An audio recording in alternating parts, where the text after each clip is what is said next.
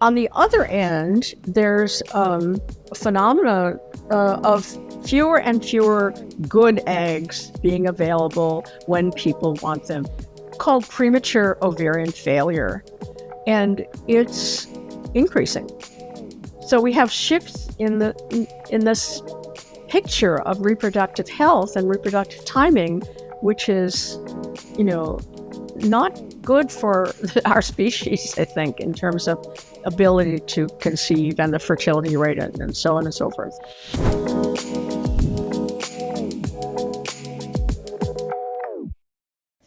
Dr. Shanna Swan, I'm beside myself. I'm so excited to have you on the Better Show. Welcome to the podcast.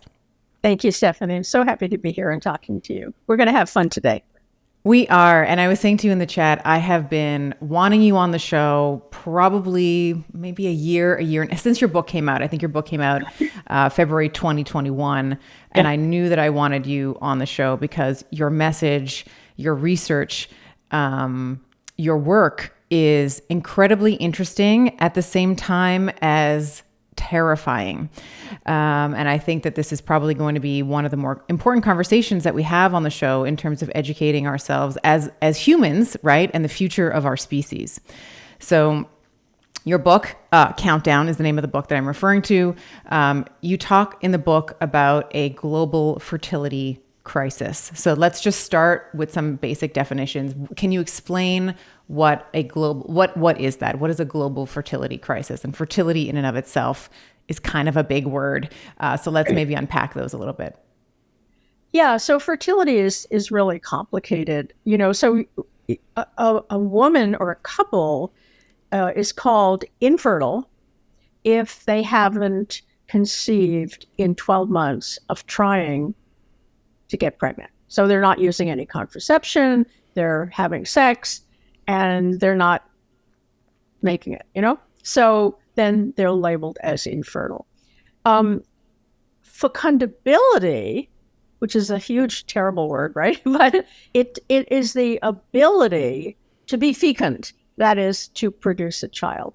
And so that's a little different. And you can talk about that's sometimes measured by how long it takes you to get pregnant, how many months, how many years, the probability that you conceive in a given menstrual cycle. All those are things that contribute to fecundability.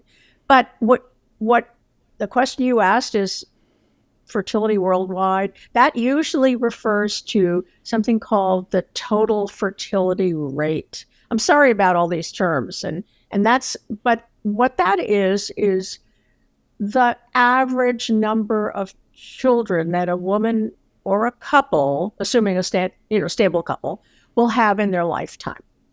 Okay? So what's happened to that number is that it's dropped pretty dramatically from the time it's been widely tracked, the latest figures I've seen go back to 1960, right? So that's a pretty long time. And if you want to learn about this, if the listener wants to learn about this, if you want to learn about this, there's a very easy way to do this because you can go to a website and it's called World Bank Fertility Data. Pretty simple, right? World Bank Fertility Data. And there you see this interactive map or graph where you can put in the country you're interested in, the years you're interested in, and you can actually see what has happened to the fertility rate over time, right?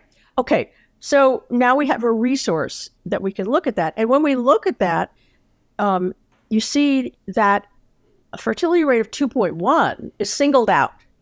And why is that? That's the number of children which a couple would have to be stable. It's called replacement, right? So you have a man and a woman, and they have 2.1 children, so they're replacing themselves with a little bit extra for possible loss, okay? So in some sense, if you want the population to be stable, you want the country to have 2.1 as their total fertility rate. At a minimum. Or is that the number that's the golden number that we're aiming for? I think it's a matter of what your goals are, but that is the number that you want to achieve for a stable population. In other words, Okay. for the number of people in that population to remain constant. Um, so, what's happened to that? Well, it's dropped from 1960, when it was over 5 children per couple worldwide, to under 2 now. So a large proportion of the world is now below replacement.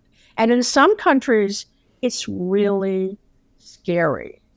And the lowest fertility rates are in East Asia. Why is Japan, a whole other question. Korea. Yeah. Korea, Singapore. South Korea now has a total fertility rate of 0.89. God. 0.89. Not even one. Not even one. So you can see it doesn't take a genius to see that this is going to have huge impacts sociologically, economically, demographically. One thing is, if you think about what's the shape of the population, like if you put them in a graph and you put old people on top and young people on the bottom. The old pyramid, that's called the population pyramid. The old pyramid used to have it used to be pretty symmetric. There's a long, wide base, and at the top, very few people, right? So the 5 babies at the bottom, middle is kind of thinner, and then there's like, the older people that are slowly, yeah, okay. And so just think of this pyramid in Egypt. Right? Yeah, a triangle. It would look like a triangle. Yeah. And what's been happening is that the bottom has been shrinking and the top has been growing because life expectancy has increased. Right. Okay, so it's inverted. It's starting to invert. You understand? The bottom is small now. Smaller. Okay, so this is huge impacts for the population because who's going to take care of all those old people? Who's going to produce the products that the society needs? It's that middle group which needs to support the top and the bottom, right? And as the bottom shrinks, the middle shrinks and the top grows further. So there's huge discussions about this among demographers. Where is this going? And nobody has a crystal ball, but there's a lot of good guesses. And what people are saying is there's going to be a maximum world population, and the years that's going to be achieved just depends on who you talk to. But let's say 2050, there'll be a maximum of X billion people in the world. And then, and here's the kicker, that will decrease and it will never come back. Is that scary enough? It petrifies me. I mean, I think about, as you're talking, I'm a visual person. So I'm thinking of almost like a roller coaster, right? So we're like climbing. We have this, 8 million, I think we're at right now, something like that. Right. And then you cross this sort of point of no return where you have the 0.8 in Korea, as you mentioned. And I think China, for the longest time, I know China had a 1-child rule, and I think they've changed that now. Right. But then you just, thinking about that roller coaster, you just go off the cliff, because if you're not even replacing the middle, right, the adults are not even replacing themselves, then we start to see this decline of the species, right? This is where we start to see humans. And by the way, it's not just humans. We won't spend a lot of time talking about that, but I can tell you, if we had more time, we could talk about declines in populations of wildlife and of domesticated animals, in dogs and horses, and on and on and on and on. So why do I say it will never come back? I'm not the only one who says that. That's actually a quote. There's a wonderful book by Daryl Bricker, and it's Empty Planet, and people might want to look at that. But and then there are many other people who say that. Jørgen Anders, who's Norwegian and wonderful demographer, and so on. And the reason is that a lot of the things that are bringing down that total fertility rate are marks of progress. Women entering the workforce, women getting educated, availability of contraception. These are all things, And by the way, urbanization as well. These are all things that cause the total fertility rate to go down. And if you think about yourself, I mean, you have 3 children, I have 3 children, but for a woman wanting to enter the workforce or just entering the workforce, who has 4, 5, 6 children, that's not going to work for her, right? So as you can see, these two forces are opposing each other. So more progress for women, in terms of education and economic advantage and equality means a lowering of the total fertility rate. And evidence that it's not coming back is that many countries, particularly in East Asia, have tried and are trying really, really hard to have people, get people to have more children, right? And they're offering tax credits, and they're offering housing, subsidized housing, and they're offering, all kinds of advantages if people would have more children. And it's not working. That's the interesting thing. It's not working. Like the tax credits and the financial incentives are not working, or? I mean, they may work to some extent for some people, but overall, the total fertility rate is not going back up in these very low countries. So that's why I say it is not, it's going to go down or it's not going to come back. And that's why other people are saying that. Just let me add that when I talk about these causes, social causes, which I talked about quite a bit now, are not the only reasons that it's going down. And we'll talk about some other reasons. Yeah. Yes. Yeah. We're going to get into environmental and lifestyle factors. Absolutely. Okay. But I do think that it's interesting that when you look at North American, or we'll just say westernized countries, where we do see this declining birth rate. I remember, so my husband is Italian, and it was just commonplace for, and my ex-husband, God bless his grandmother. His grandmother had 8 children. Like my ex-husband's father is like 10 children. He was 8 of 10, right? So in Greece, which is my ex-husband's nationality, my current husband's Italian, it was very commonplace to have 5, 6, 7, 8, 9, 10 children. And now when you look at Italy and you look at, I'm actually not familiar with the Greek birth rate, but I know in Italy they are having children later, right? So it is a function of that education of women and women getting into and this is not to say that that's a bad thing. Of course, I'm a highly educated woman myself. I consider myself lucky because I've always been in business for myself. So I set my own hours. So I would bring my baby to the clinic. I would breastfeed my children in between patients. Like I set the rules. It was my house, right? Right. But not everybody has that. I recognize that that's because I was running my own company. That not every woman has the, luxury of bringing her child and breastfeeding on, the baby on demand in between clients. Like that's not necessarily accepted everywhere. But in Italy and in England and Canada, where I'm from, and the States, these numbers are children, there's so many women that are choosing, let's say, to have babies later in life.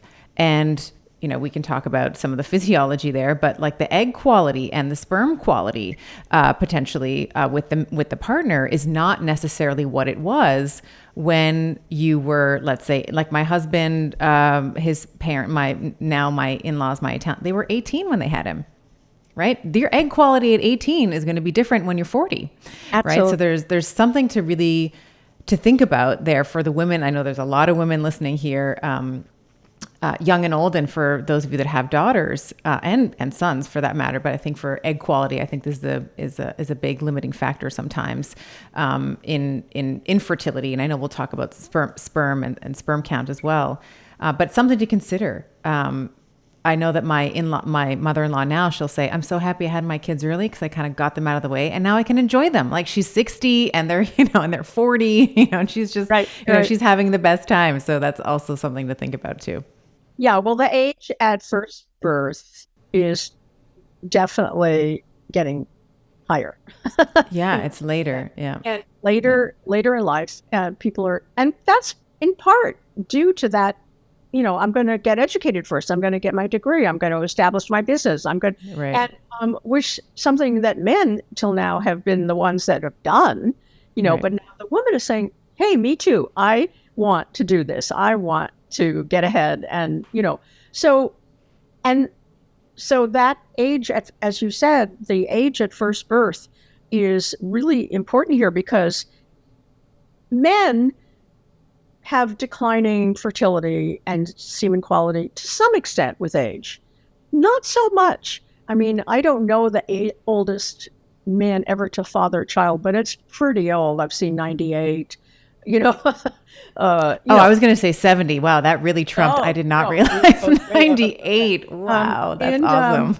Yeah, you can Google it. It's kind of a fun thing to look at. I should have done that maybe before I came on. But that means that not so much has changed since they were 16, right? And it's been a long time. So the rate of decline of male fertility is pretty slow, absent certain behaviors and exposures we can talk about. But leave that out.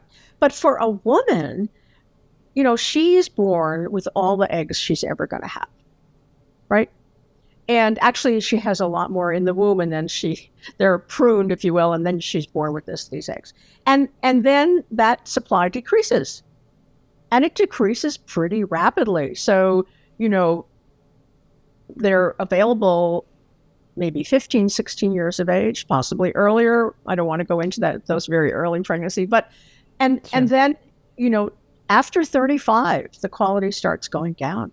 And as you approach menopause, of course, the number gets smaller and the quality gets less. And so when you're waiting that long to get pregnant, it's a riskier game. It's risky anyway. There's always odds of getting pregnant and not pregnant. But when you do it later, your odds are lower.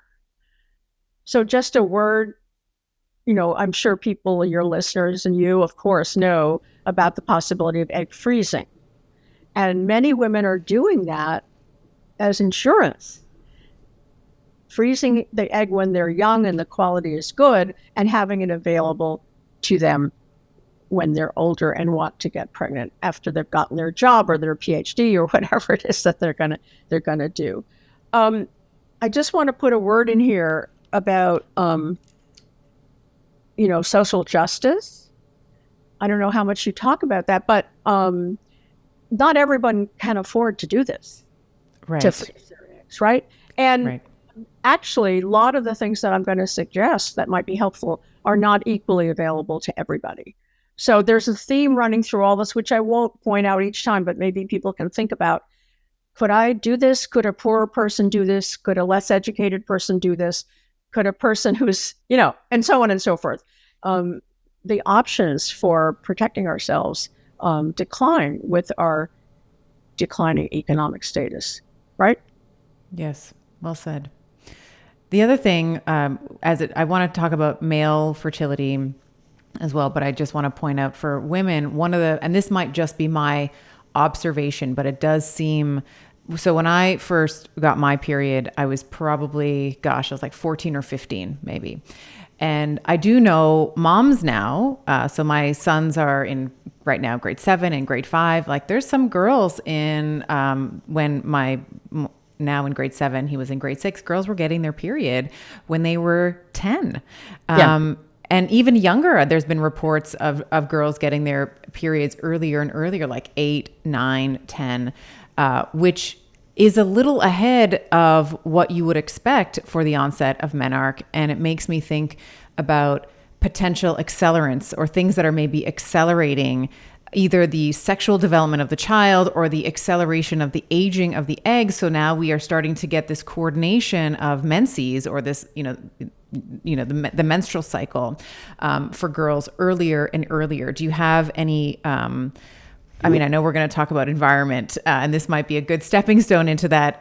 But is there, what are your observations, or what are your thoughts, or what does the science tell us in terms of why this might be happening? Do we know why girls are getting, it seems like girls are getting their periods and starting that age of men, like that onset of menarche earlier and earlier? Well, what you're talking about, this early puberty, or decreasing age of puberty, is definitely a phenomenon. It's been studied for quite a while now. And I want to mention it's not just the age at menarche, but it's also age of breast development. And it's particularly dramatic for breast development, which is earliest, by the way, in African American girls in the United States compared to Caucasian girls. Socially and psychologically, this poses real challenges because these very young girls of 8 and 9, looking like they're, 16? 14, yeah, 16, yeah. They are not able to handle psychologically the inputs that they're getting from males, and it's actually a serious problem. So, apart from the physiological consequences, as you said earlier, sort of shifting the whole healthy egg period earlier is going to make it harder to get pregnant later. And on the other end, there's phenomena of fewer and fewer good eggs being available when people want them, called premature ovarian failure, and it's increasing. So we have shifts in this picture of reproductive health and reproductive timing, which is not good for our species, I think, in terms of ability to conceive and the fertility rate and so on and so forth. So did you want to switch to causes of all this, or should we talk about the males first a little bit? Yeah, let's talk about the males. So I think this is important because you had a study in 2017 I'd like to discuss, and I'd like to talk about sperm count. I'd like to talk about testosterone. So let's go to kind of the rate of change, we'll say, or potentially decline in what we're seeing in our beautiful male counterparts. So the question of how much sperm a man has, how much sperm he produces, and whether that's changed over time, that's been around, I would say, for 30 years, scientists discussing this question. And the first paper that really got people's attention was 92. Okay? So, and it came out of Denmark, where a lot of this work has been done, pioneers really in this area. And if you think about 92 is reflecting on sperm counts earlier, going back, all the way to, say, the 40s, you're talking about a paper that's coming out in 92, but the problem is there for a while, right? A long time, actually. And what this paper said is that over 50 years, sperm count has decreased 50%. 50. In the 90s, this was reported. It was published in 92. Yeah. Went back 50 years, okay? Okay. And so this was a very controversial, and many people were skeptical, and I was skeptical. It sounded too big, 50%. And when I looked at the paper, I didn't think it really convinced me, right? Can I ask a question? I'm sorry to interrupt you. Is it total sperm count, or is it sperm quality? Like, are we looking at agglutination? Like, what are we looking at when we say sperm has declined? Okay. So all of these papers and everything I'm going to say about this has to do with number. Okay. Not motion, not shape. Just a quick reason for that, because the methods of counting sperm have been the same for a long, long time. Okay. But the methods of measuring motion and shape, morphology, have changed. Okay. So you can't really separate the methodological changes from the actual physiological changes for those things, right? So that one's much more difficult. But count, we can be talking about concentration, which is how many are in a standard square under the microscope, or how many are there in the whole sample. So there's total sperm count and sperm concentration, and they're kind of used interchangeably because the amount in the sample, the volume, is not actually very sensitive. It hasn't changed very much. So that's one thing that hasn't, we don't have to worry about. So we can kind of talk about count and concentration interchangeably. Okay, and let me just point out that when I say 50%, you didn't gasp, and most people don't, because it doesn't hit you. So I want to give an analogy. If I told you that IQ had decreased 50%. Oh my God. That's crazy. Right? Yeah, no, I get it. I guess. Right? I apologize for my lack of response. Right? Yeah. IQ. Oh my God, you'd really freak out, right? Yeah. But people don't about sperm count. And one of the reasons is that men make a lot of sperm. There's just that's what I think it is. It's like, well, isn't there like 40 other billion of them? Like if we decrease it and it used to be 100 and now it's 50, like we still got 50. Like right, that's sort of my thinking, exactly. But that's not right. That's not one right. Reason. Yeah. So maybe I'll interrupt here and just say why that matters for fertility. Okay. So if you look at I remember we talked about fecundability, the ability to get pregnant. Okay. So if you look at a population, you see how long it takes them to get pregnant, or you see how many conceive in one menstrual cycle of trying. Okay, let's focus on that. How likely are you to get pregnant in the single month of May, for example? All right. If the sperm count is high, it really doesn't matter for that probability of conceiving, whether it's 70 or 90 or 100 or 150. There's just a lot of surplus, right? So in that sense, count doesn't matter. If it's really high, it's extra, if you will. It doesn't matter. Once you go low, then it matters a lot. It really matters, yeah. It really matters. And if you go to 0, you can't conceive at all. If you go to very low numbers like 10 and 15 million, it's still a million, but it's still 10 and 15 million, then it's very difficult to conceive. You're subfertile, you are actually called infertile, right? At 10 to 15 mil. Yeah, I mean, the WHO standard now is 15 million per milliliter. We can talk about that if you want. But yes, I do want to talk about that. Even the low numbers are millions. And with millions of sperm being produced all the time, by the way, men produce sperm all the time. It takes about 70 days to produce a sperm. Unlike women who are born with all the eggs they're ever going to have, men keep making them, right? And so why should we worry? There's always going to be more. But we should, because now we know that when that number drops below about 45 million per milliliter, then the chance of getting pregnant drops pretty quickly to 0. So that's why 50% drop matters a lot. It matters a lot. And where do we have global averages, or does it vary by country or temperature? Do we know what the global mean is? That depends on time, right? That depends on when. Okay, that's what our studies are about. So let me go back. So this paper came out in 92. And like I said, I was skeptical. And so I did what every epidemiologist might do, is to say, if you're skeptical, why? And are there factors that might explain this away? So, for example, maybe studies in the past had younger men, right? And that might matter. Not a lot. I told you men are not so sensitive to age, but that could matter.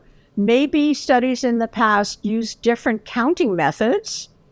That could. So maybe the old methods back there in 1940, who knows how careful they were? Who knows? Maybe they counted higher and now we count lower. That's very, very possible. Maybe men now are more obese, more likely to be obese. Obesity is a risk factor for lower sperm count. And yes, men are more obese. Would that explain it? Maybe men these days are smoking more, smoking lower sperm count, and so on and so forth. So you can ask all these questions of what could have produced a decline other than physiology changing, right? And that's what epidemiologists do. They look for these factors. Well, for 50 years, you can't, there's nothing that you could explain from a genetic No, There's nothing that you can explain from a inherent intrinsic reason why that's happening. There has to be something extrinsic. Yeah. that's exactly right. So it has to be something in the environment or something that is in the measurement itself, or it could be something in the men. Okay. And another possibility, which I didn't mention, which is actually a real scary one, is that who are these men? Who were the men that were in the studies in 1940 versus the studies in 1990? And maybe the men in the past came in because they were proud of their fertility, or they were getting a vasectomy because they had too many children. User bias, right? Recruitment bias, selection bias, and then men in later years are coming because they have concerns, about their fertility. Well, they'll have low count. So all of these things were important. And so what I did was I said, okay, I'm going to do this. I'm going to take 6 months and I'm going to get all the 61 underlying studies. And I'm going to go through every one of those and I'm going to look at all these factors. And then I'm going to quantify them and put them in a spreadsheet. Okay? And then I'm going to rerun the model and see what happens to the decline. That sound like a reasonable program? Yes. That's what a scientist, that's what science is. It's like, let me test this hypothesis. Yeah. Right. Mm-hmm. So we did that. And I had a colleague, actually two, who helped me. So we have independent eyes on this. And it was really a wake-up call, because when we looked at the results, Stephanie, nothing had changed. Nothing had changed. None of those factors mattered. So I had to go, whoa, Another thing a scientist does is if they have convincing evidence that they were wrong, they have to change their opinion, right? So I began to say, okay, maybe this is correct. And then I did a couple of other studies, which we don't have time to go into. But the bottom line was nothing made this go away. Okay? So then I started thinking, okay, what could cause this? And like you said, it's not genetics. It's too fast for genetics. And so it has to be environment. Those are the two sort of categories of causes. So if it's environment, God, that's everything, right? But you can kind of separate them into lifestyle, things you can control, and things you can't control. Okay. And so lifestyle, I just want to say those quickly, matters. Smoking matters. Obesity matters. We can talk about more of this if you want. It matters for men and women, by the way, for their fertility. Exercise matters. And a lot of things you talk about on your podcast, I think, how to be healthy, and maintain your, fertility and so on, matters, of course, for sperm count. So lifestyle factors are important. Stress is another one, which is very difficult to control, but it actually measurably affects your sperm count and your fertility. Okay.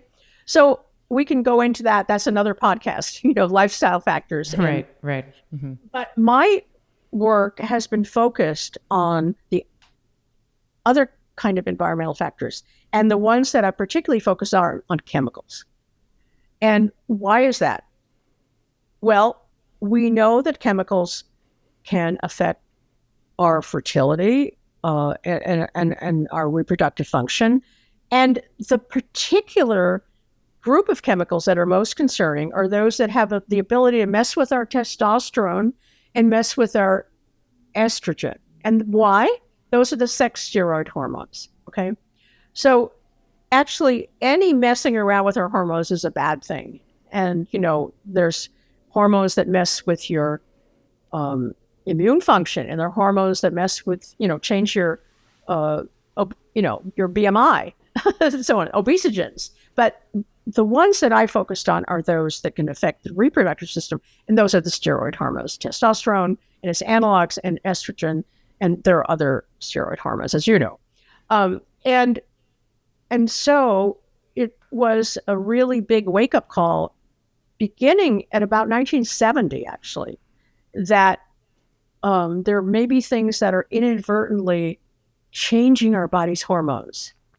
There was a drug that women took to prevent miscarriage. It was called diphthalates. Have you heard of that? Yep. And this drug did terrible things to the offspring, including causing devastating cancer of their reproductive organs, right? And this was an estrogen. This pharmaceutical had the ability to alter estrogen in a very profound way. And then it had reproductive effects, and it had cancer effects, and it had psychological, it had a lot of, you can't mess with one system in the body without messing with them all, actually. So when people realized that this drug, called DES for short, could do this, then they started asking, what other chemicals could be estrogens? And that was the first start of considering chemicals in the environment that could affect our hormones, which became a wider class called endocrine disrupting chemicals, or EDC. Let me stop there because that's a lot for people to absorb, and maybe you can channel some of their questions to me. What do you think? Yeah. Well, what I'm thinking about is, and I'm trying to tie this to what you were just talking about with this study from the 40s, lasting 50 years and published in 92. When you think about what happened in the 40s, like the end of the war, or, end of the Second World War, and while I wasn't around, I do know that one of the things that they were doing for the soldiers in order to preserve food was sending, let's say, powdered food or things in cans. And like, that was sort of the big, in order to sustain the soldiers, one of the one of the things that came out of that was preservatives and things that, canned food, so that, things didn't spoil when they were, I know the trenches were more of a World War I thing. My son is really into the World War, so I know like the difference between there's trenches in World War I and World War II, there were tanks. Anyway, but so I know that the spoilage of food was a big concern for the West, we'll say. And so they started preserving a lot of food and sending that over. I want to sort of highlight that and also underline what you're saying with some of these drugs that are estrogen in nature. When we think about ppm, like parts per million, parts per billion, parts per trillion, like these are considered very low dose. We were talking in the pre-chat before we started recording. The pill, the oral contraceptive, is also a endocrine disrupting chemical. And when we look at like estrogens, for example, I know when we look at labs, we are measuring estrogens in picograms, right? And that is measured in 1/1,000,000th of a gram.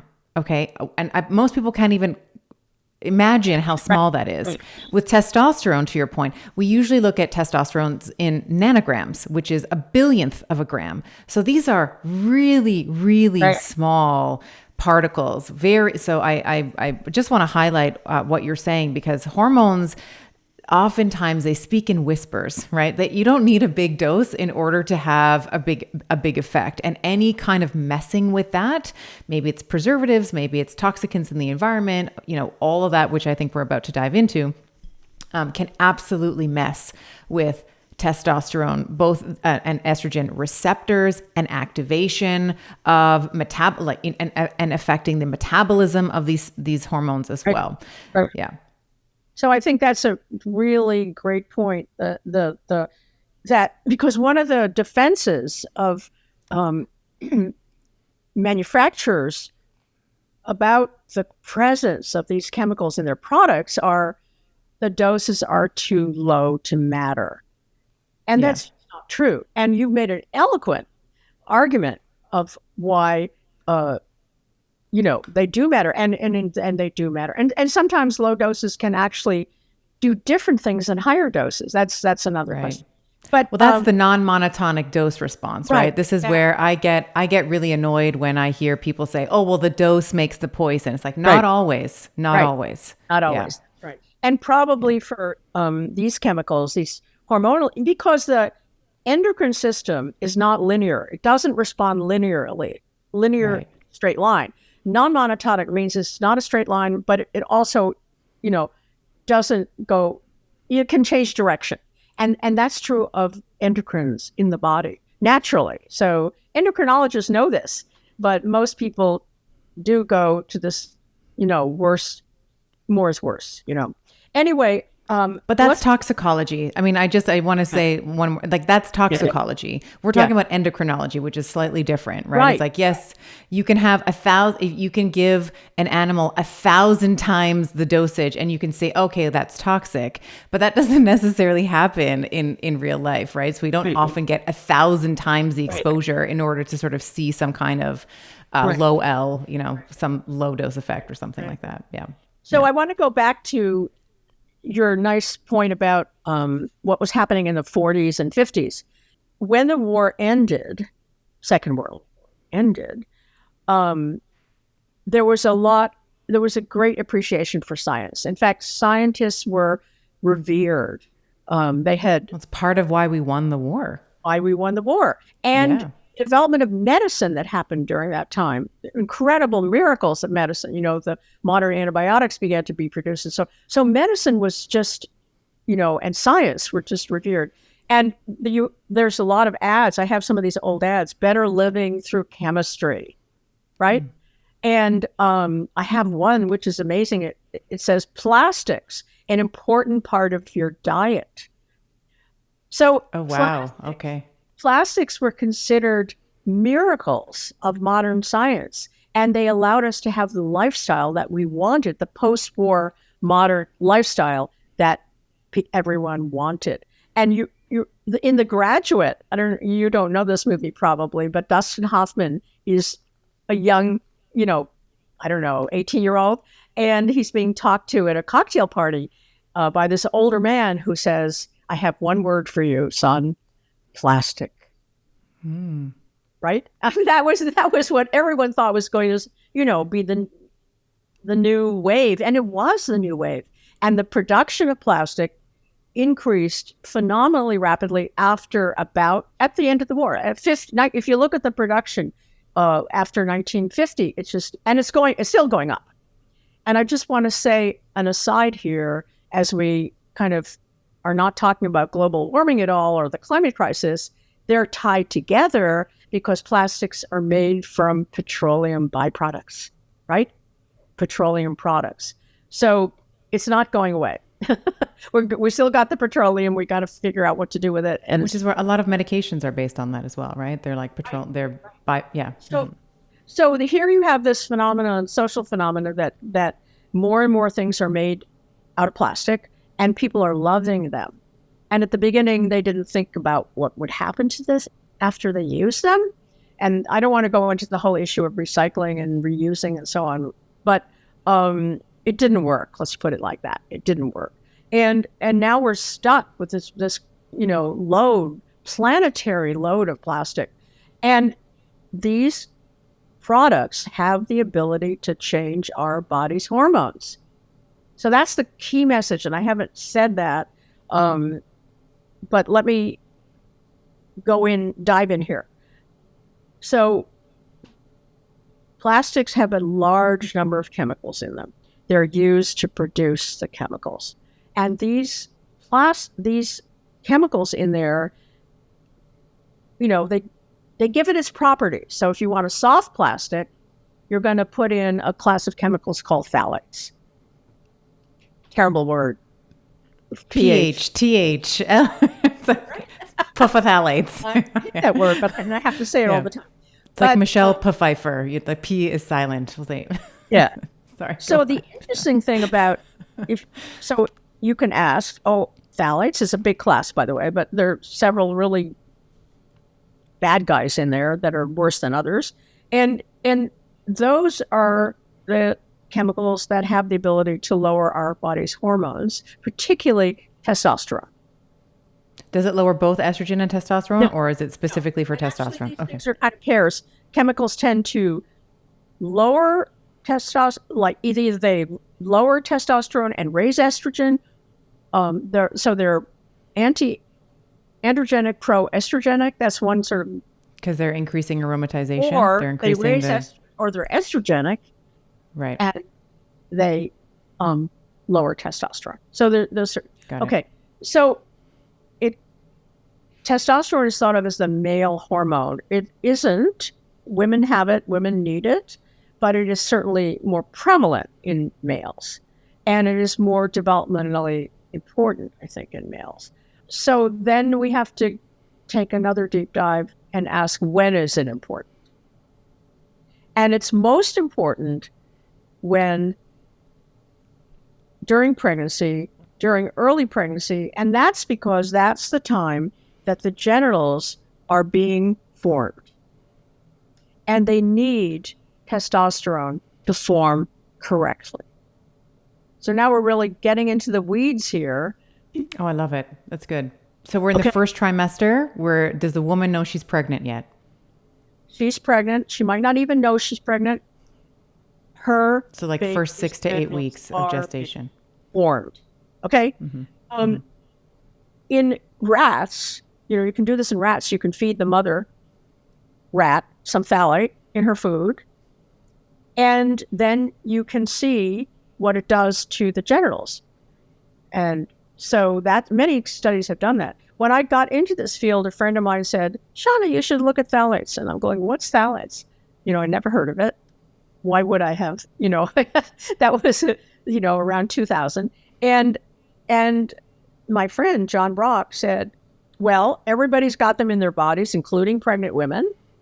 And here's what they see in rat studies. And then he told me about what's called the Phthalate Syndrome. And these are the changes that phthalate exposure induces in genetic males if they're exposed in utero at the right time. So we have a mother who's pregnant with a boy. She's pregnant with her son. She does so. In terms of humans, she may not necessarily know that she's pregnant yet, because when this line of when this is happening, let's say she may not even test positive if she hasn't missed a period or something like that. So explain what phthalate. Gosh, I always want to say the pH, but explain what phthalate syndrome is. What do we see in the rodent studies that have been looked at? What are some of the characteristics of it? So let me go back to the animals, because this is where it was first seen.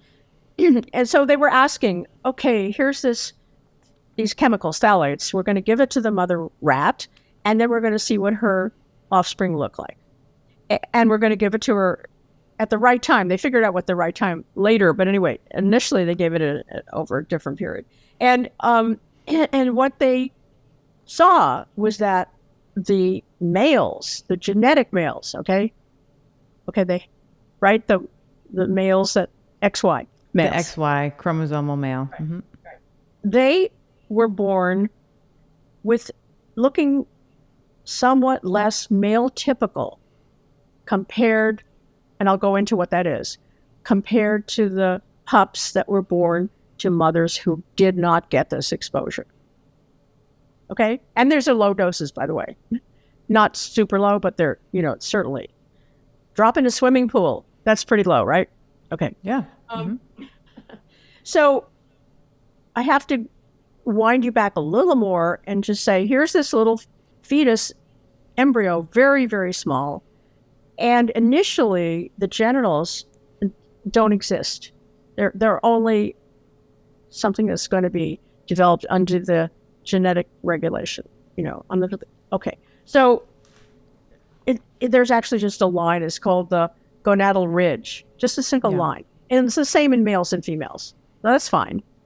And then everything changes at this critical period, which we know in rats is day 18 to 21 of gestation. We know that exactly. And there starts to be production of testosterone by the newly developed testes that are forming in the rat. Because this is like very active time, right? And the testosterone, it gives a signal to that ridge, that single genital ridge, to differentiate, depending on whether it's a genetic male or a genetic female. So if it's a genetic male, the testosterone is produced, it comes in, and then things start to differentiate. So, we have, women have ovaries, men have testes. Those come out of the same germ cells, if you will, the same, original cells, and it's testosterone that makes the male develop testes, and the female is the default.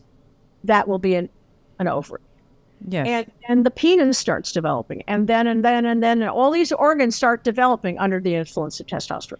Now, if there isn't enough testosterone, Because of phthalate exposure or other things, but yeah, or other phthalates, things. yeah.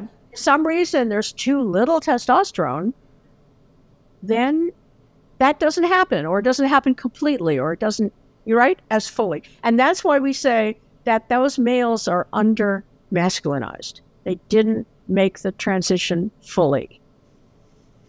And so if we start off, if the default for the human is female, which I've known, I don't think that that's common knowledge. That's certainly something that we talk about on the show. We've talked about on the show several times, because there's there's homologs, right? If you look at the labia majora and you look, like that kind of that all gets sewed up and becomes the testes, I'm so glad you do talk about that, because if you think about the Bible, Eve, oh, right. Right? Yeah. Mason Adam, but actually it's the reverse. Right? I feel like some male priests really wanted that to be true. And that's why that story is there. It's like Adam is and then Eve. No, but the female, and then so the testosterone essentially, I want to say, like, not coaxes, but kind of is like, hey, you're not gonna have a clitoris, you're gonna have a penis, let's say, or not the labia majora, you're gonna have the the testes, etc. Okay. So now we have the phthalates and other things, let's say, that can interfere with that. We'll say, is testosteronization an appropriate word? Like the testosteronization of that fetus to turn male. I would say androgen. Yeah. Mm-hmm. Androgen. Right. Okay. And so now we have that process that is not completed. So they're under, what did you call them? Under testosterone? Under masculinized. Okay. Under mask. And so what does that look like? We're still talking about rats, because I hadn't told you about how we went to humans. But anyway, yes. So this little male pup, he's got his organs, but they're small. The penis is too short, or shorter than it would have been if mother hadn't gotten the phthalates. And one of the critical things, and this is very surprising, is that the distance from the anus to the genitals, you think about that for a minute, what that is, that's kind of the length of the real estate down there, right? I mean, so the distance between the anus and where I have so many questions about the AGD, but okay, so keep going. Yes. Mm-hmm. That is called the anogenital distance. So this turns out to be an incredibly important distance, which had not been recognized in humans before I used it. It had been recognized in animals. Okay. There was a paper in 1912 which showed that the male distance is 50 to 100% longer than the female. And why is that? Well, because there's a lot more stuff in there, right? A lot of... Well, ours is kind of tucked in. Like all of our stuff is like inside. Yeah. So the male have this, all this real estate, I like to call it, out there. And it makes this big distance. And it turns out that almost every mammal has this big distance, big AGD, long AGD, and females have the short one. One exception, hyenas. Never mind, we won't go there. Hyenas are very strange sexually. Anyway, but every other mammal, has this disparity more or less, between the male and the female. By the way, let me just say something on the female side here. We found out in our study, which we later did, which I can tell you how we got to that, when the mother had PCOS, and I think you probably talked about PCOS on your show, right? Oh, quite a bit, yes. Okay. Mm-hmm. And so that one of the properties of PCOS, a woman with PCOS, is that she makes excess testosterone, okay? So now think about what's going on there in the genital region, okay? That woman is giving her, genetic female more testosterone than she's expecting. And what do you think that does?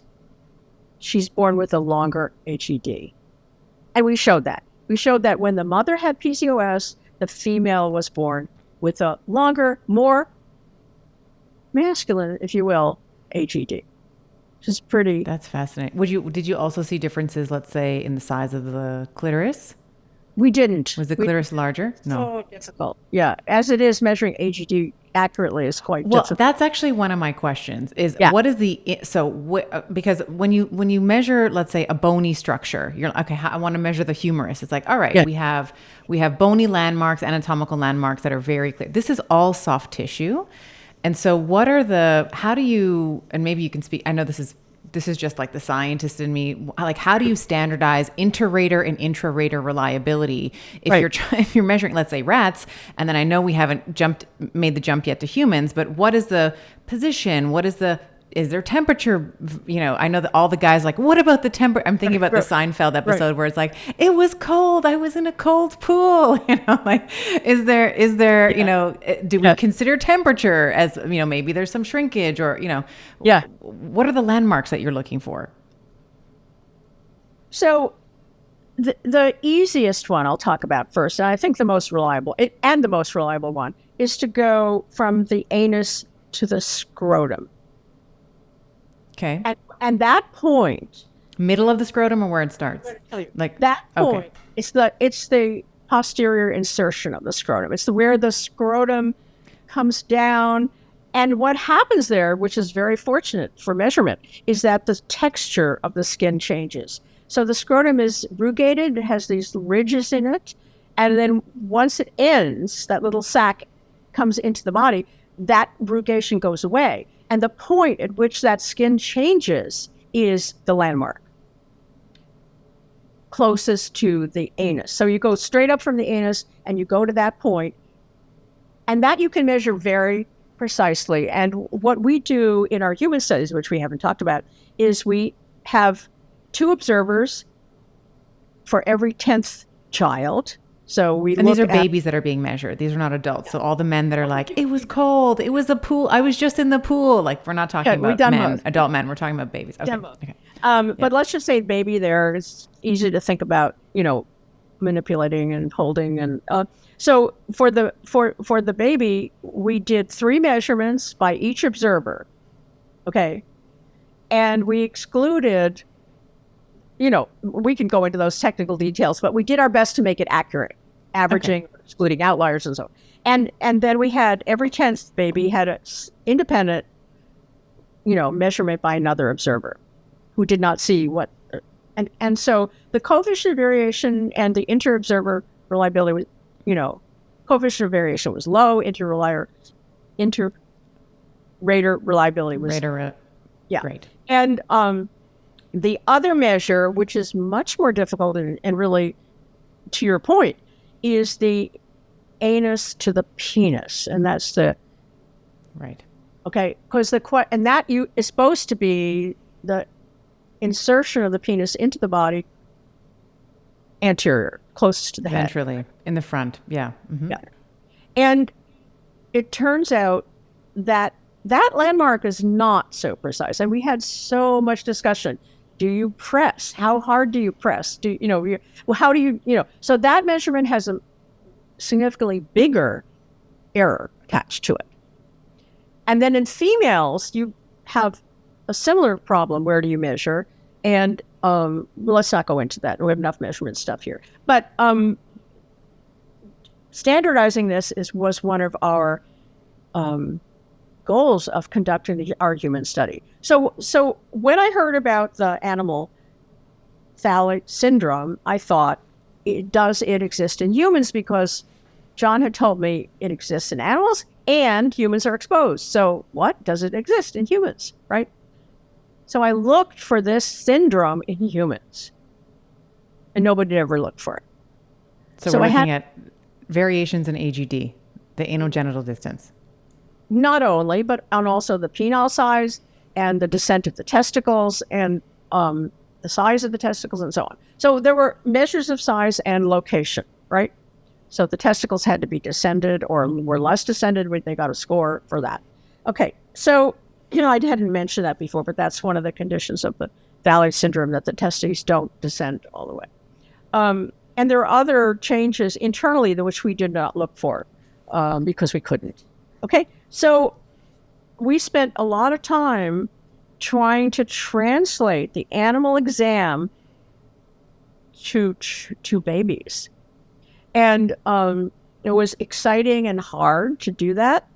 And we succeeded. And now AGD has been measured in tens of thousands of babies around the world. But at the beginning, when we started this, we had no, signposts. We didn't know how to do this in humans. We had to try all these different methods. First, we used a string. Not too accurate, right? Then we used a ruler. Then we finally got hit on the calipers that we ended up with. We have these very precise calipers now. And then what's the position and how do you standardize the position of the legs? If you think about it, that area where the legs are affect the size of that distance, right? Right. So we had to standardize how the baby was held and how the legs were held and on and on and on and on. And if people want to read about this, I can definitely tell them, but it's not everybody's cup of tea. Let me just say, we figured out how to do this, and we found the Phthalate Syndrome in humans. So what percentile, so what is the measurement that we're looking at? Like, do we want to be above the 50th percentile? Do we want to, what is the kind of? No, Okay. It's not yes, no. It's not, it's continuous measurement. So let me just say, you make this measurement and then you standardize it for the size of the individual, because a big person has bigger hands, everything's bigger, including the AGD. So you got to standardize by size. And age, because if it's a very young infant, it might not be mature. So you have to standardize for age and size, body size. And when you do that, we don't say something is abnormal if it's past a certain point. There's no such thing as an abnormal AGD. Abnormally short, abnormal. So there's no absolute number. There's no absolute number that we're looking for. And what our research was and goes on is doing is looking at things that affect that AGD. And by the way, it's not just phthalates. Many papers have looked at other chemicals and found them related to this. If they're hormonally active, if they're endocrine disruptors, particularly if they affect testosterone. And so what we were able to do is put out this measurement, show how to hold the baby, how to measure the stuff, what to measure it with, and, have a protocol that could be used at birth. And what I would love to see is AGD being part of the standard of care. Just like a baby's head circumference is measured, they could measure the AGD. But that hasn't happened yet. But short of that, as like I say, there's tens of thousands of measurements that have been made and published, and it's now widely accepted.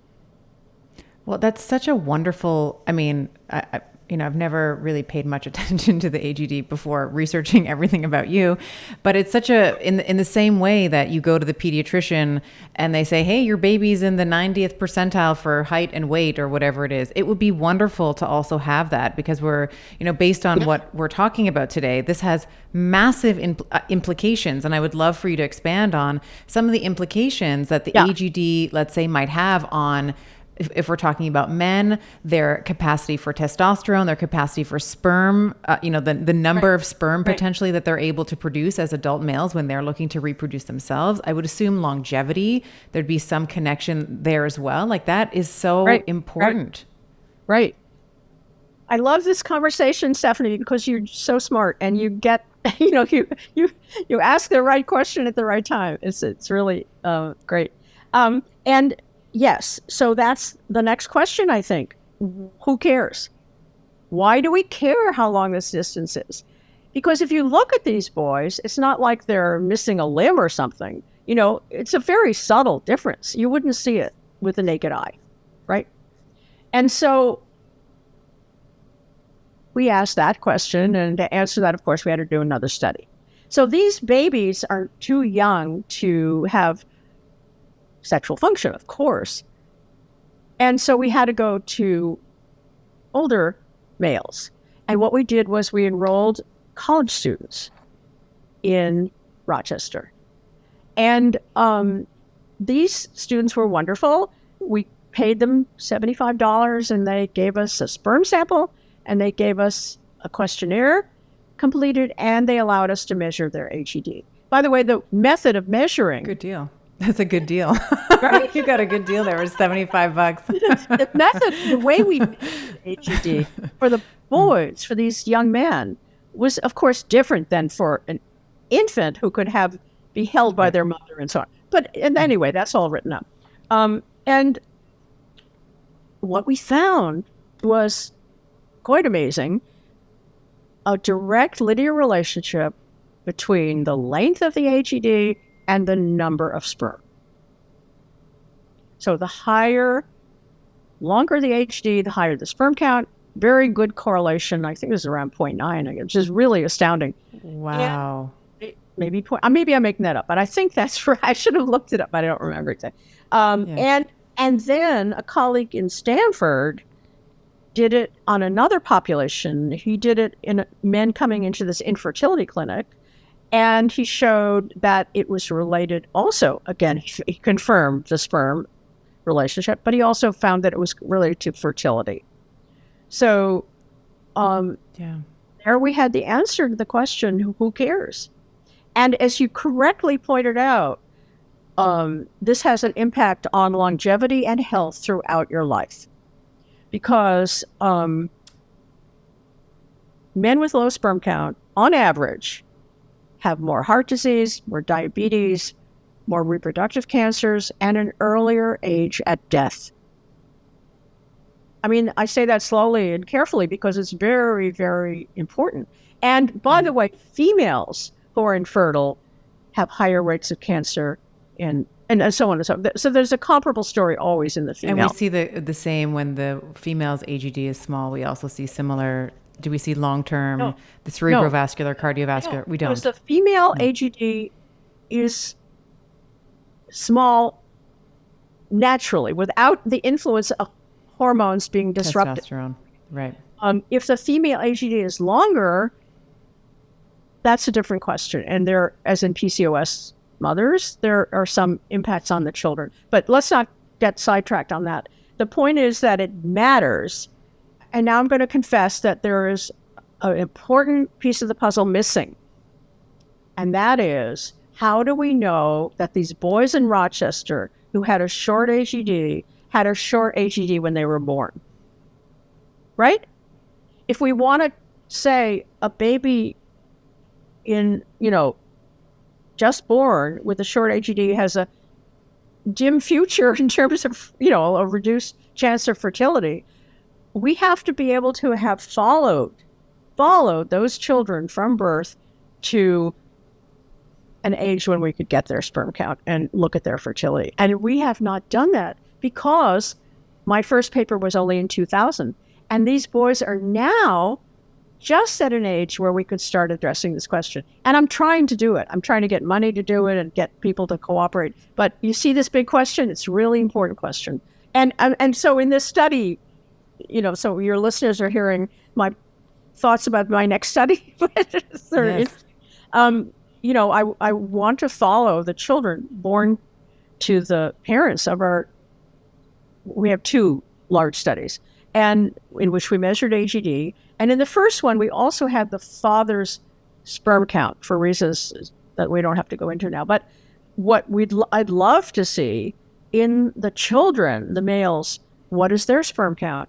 Because how one does it compare to dad's? About is declining sperm count. But on average, I would suspect that the children will have a somewhat lower sperm count than their fathers, which has not ever been looked at that I know of. I don't know, but I don't know of any study that have looked at the correlation between the fathers and the sons' sperm count on a population. I want to come back to Phthalate Syndrome for a moment, because this is, I've heard you talk on other shows, and there are not many things that are assigned at birth. Like, there are not many conditions that we assign at birth. And Phthalate Syndrome, to your point, you talk about this in the book, is assigned at, like, you have fetal alcohol syndrome is very obviously assigned at birth. Phthalate Syndrome, I'm drawing a blank if there's, I can't think of anything else maybe that's assigned at birth, but it is very rare for a condition to be observable in a newborn.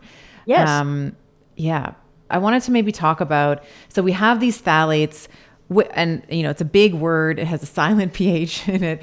Where do we find these chemicals? So this is kind of there's things that we have. You were talking about things that we have control over. Our lifestyle, things that we may or may not. We don't have control over, but maybe there's some control. Like phthalates are in. Where are they, and how can we reduce our exposure to them? So I started to say that if you wanted plastic to be soft, you would put phthalates in it. It's one of the major purposes of phthalates is to make plastic soft. So anything with tubing that's soft is going to have phthalates in it. And the kind of scary thing is that they are not bound to the plastic matrix. They can leave that easily. And one of the things that makes them leave it is heat. So warm tubing, and particularly if there's something going through it, that will pick up the phthalates. And when the stuff comes out the other end, it will contain the phthalates. So let me give you an example.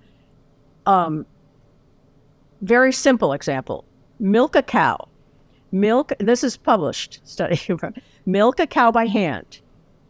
Okay? No phthalates in the milk. Milk a cow with a milking machine. You've seen milking machines with all those tubes. Yeah. Contain phthalates. That milk has phthalates in it. Because the tubing is soft because it's going into some... Exactly. Yeah. And the milk is warm and it's pulling them out. Okay, NICU. Oh, the milk is warm. Yeah. Yeah. The warmth, increases the chemical activity. Okay. Right. So the NICU, preemie in the NICU. You imagine those pictures with all those tubes, right? Mm-hmm. Measure the urine of those infants. Oh, God. You're breaking my heart.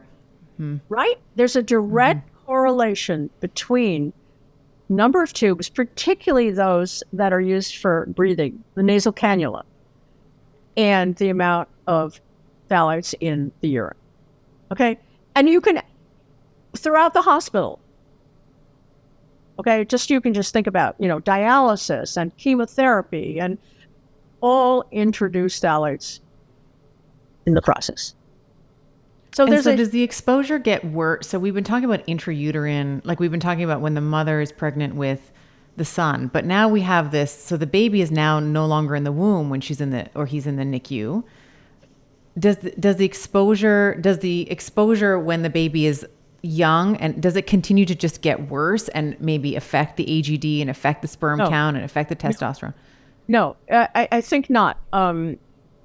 Limited data, but I think what the damage that's done is to other systems that depend on testosterone. The genital development is pretty much complete before birth. So that is not going to be altered by exposure in the NICU. However, other things are. And there are a number lung development, brain development, there's receptors for testosterone all over the body. Yeah. Blood pressure, there's study. So this is a very new field, but the question of what these chemicals are doing in our tubing in the hospitals is really important. First do no harm, right? Well, yeah. Mm-hmm. So it's a big problem. But let me go back. Most people are not going to be in the hospital, fortunately, and they want to know where they're going to get phthalates. And so they're going to, let me say a few words about that. And then, of course, I'm going to say they should buy my book, Countdown, because in Countdown, we go in a lot of detail, 2 chapters on where these things are coming from and how to avoid them. Okay? But I would say the primary exposure is through food.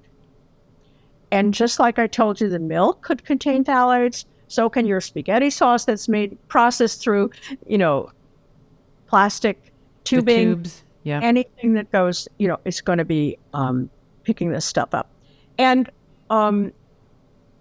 then in the packaging, there's plastic. In the cooking materials, don't cook your food in plastic in the microwave. That's like the worst thing you can do. And because, it just comes right out. And phthalates are also put in products for other reasons, not just in plastic. They're put in personal care products. And I know you're very, you've educated people about the risks of certain personal care products. And what do they do? Why are they in there? Okay. Well, if you put a hand cream on your hand and then you come back and look at it 10 minutes, 15 minutes later, it's gone, right? It's gone into your skin. It's been absorbed. Phthalates help that process, increase absorption, right? If you put on nail polish, you want to hold the color, lipstick hold the color, perfume hold the scent. Phthalates do that. Okay? So those are some major purposes of that phthalates are added to, they're actually added to the chemical that we put on our skin or put on our nails or spray on our hairspray. And even let's just carve out a little special category here for women who are still menstruating. When you have pads that are scented, and you have I don't think tampons. I don't think they scent tampons, or maybe they do. But I think that the pads they scent them, right? And this is a very highly absorbent area as well. So that would be another area, let's say, right. where you might be exposed to. Right. And you can go through your house and look for anything. Plastic is easy to look at. You can find it. You can find a plastic toy. You can find a plastic shower curtain. You can find plastic boots. And then there are, by the way, many, many other chemicals that alter the body's hormones. So these are just two important classes, phthalates and the bisphenols, by the way. Here's a little trick that manufacturers did. When people got upset about BPA, they said, okay, we'll take it out and we can label it BPA free. You know what I'm going to say. You're smiling. I can tell. I do, and yes. They substituted a very similar chemical that did the same thing, and it was called BPS or BPF. And so people go, I buy BPA free, but they don't know that they're getting BPS and BPF. That's kind of dishonest, right? We call it whack-a-mole. Totally. Hit the hole here and it pops up over here. Yeah. So, and then, by the way, we're not talking in detail at all about the barrier chemicals, the PFAS chemicals like Teflon and the things that make your jacket water repellent and your pizza box oil repellent and so on and so forth. But any barrier is going to have hormonally active chemicals. Like sunscreen. Would you say sunscreen as well? Is that like a Yeah. Yeah, right. So, in 1 hour or hour and a half, we're coming to an hour and a half. I can't possibly go into all this, but no, of course. We have to buy the book. You have to buy this book. Right. Yeah. We'll have the link in the show notes for everyone. Trying to do all this, but it's so important and it affects everybody's lives. And by the way, everyone can do what they can given their situation. Again, I'm going to talk about this economic justice thing. Fast food is very bad. Fast food restaurants contain huge amounts of all of these chemicals. That's why the McDonald's burger is the same 10 years from now. There's been these memes where you buy the burger and then they take a picture of it every year and it looks exactly the same. It doesn't deteriorate. Right. And so I tell people, they say, well, what can I do? I say, well, go to the farmer's market, buy organic, take it home, wash it, cook it in a nonstick pan, and you're good to go. However, this makes a lot of assumptions. It means that you have a grocery near you or a farmer's market near you where you can get this fresh produce. You can buy organic there and you can afford it, right? It's not everybody. But if you can, that is my recommendation. Water, be careful about your water. We want to treat our water. Now we know, I don't know if you heard of micro nanoplastic. Yes, I wanted to ask you about microplastics and nanoplastics. Yeah. So tiny, tiny microscopic particles of plastic that are now everywhere.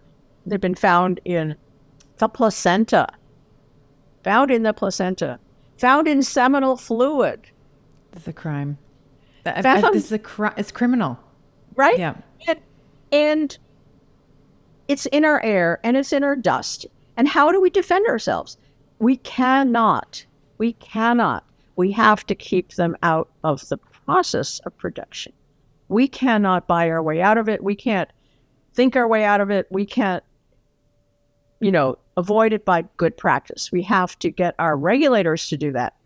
And in this country, we're doing very badly at that. The EU is doing much better, by the way. So it is possible, but, we have huge. But these companies have, or this sort of category, let's say the plastics, they have huge lobby groups, huge influence. Yeah, it's very difficult to get around it. Right. And I want to say something at the risk of getting canceled because, and I want to respect your time too, but I want to, what we've been talking about is terrifying. It's terrifying in terms of this this incomplete masculinization that you've been describing. And I'll say it like this. You've talked on other shows and in your book, you talk about how this sort of changes, behavior in boys. It can be, and behavior again, like big category to tease apart what's chemical, what's social, what's socioeconomic, all that.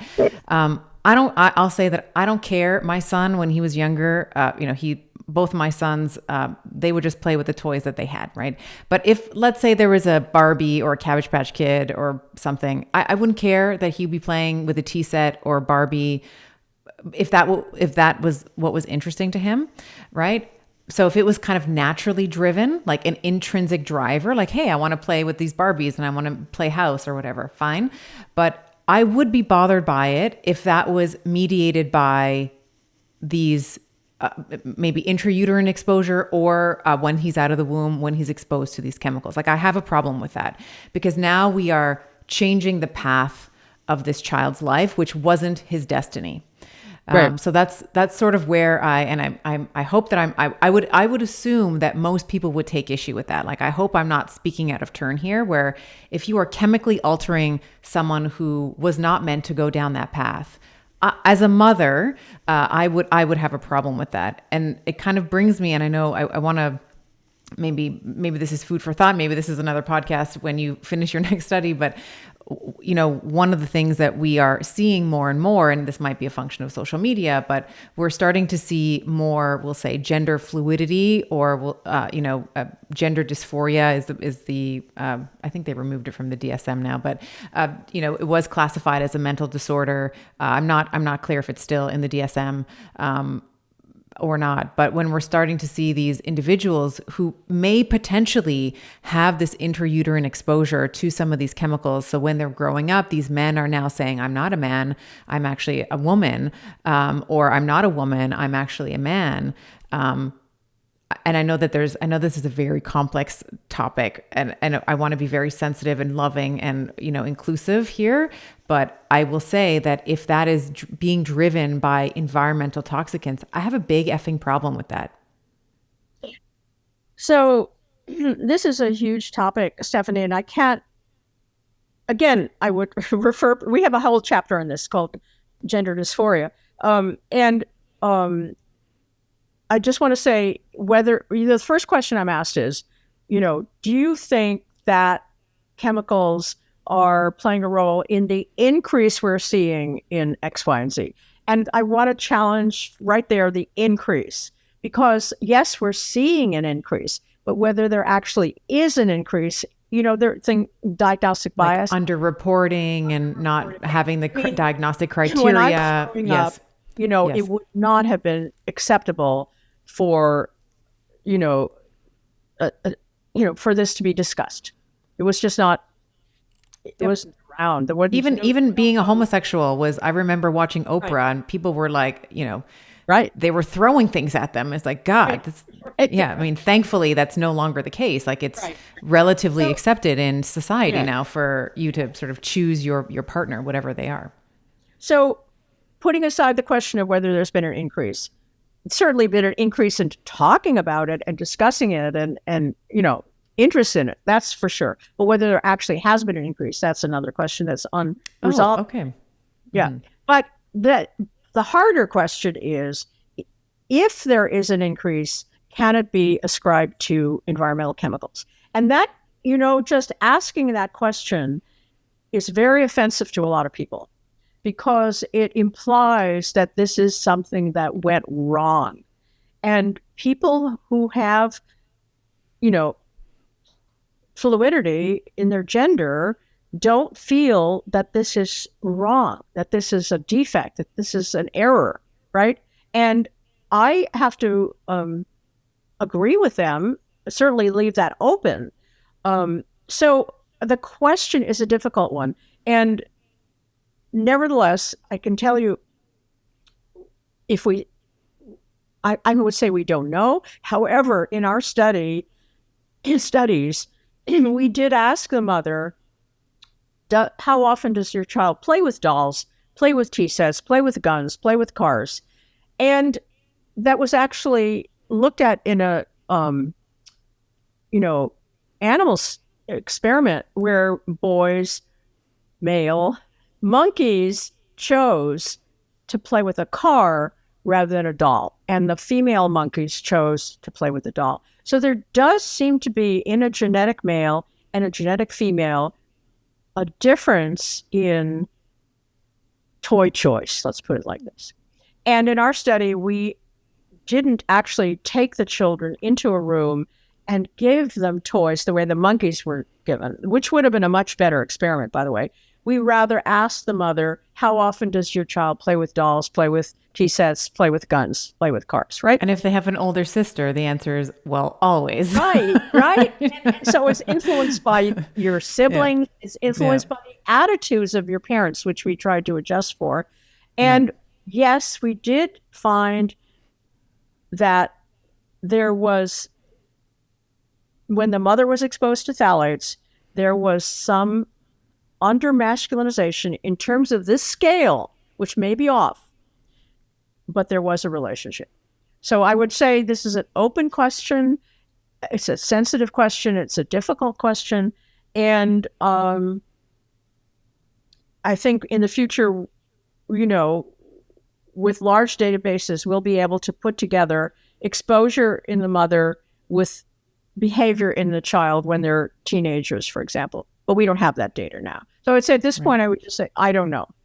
But we have some suggestion that it's an interesting thing to look at. That's all. Let's reconnect. So we will, when you write your next book or you complete your next study, I think that there is so much interesting research that you're doing. I want to thank you for your time. The hour and a half just flew right by. I could go for another 2 hours, really. But thank you for your time, your focus, your energy, your research, and your work. I think that this conversation is going to be so useful to the moms that are listening, preconception that are already mothers, raising boys, raising girls. And thank you so much.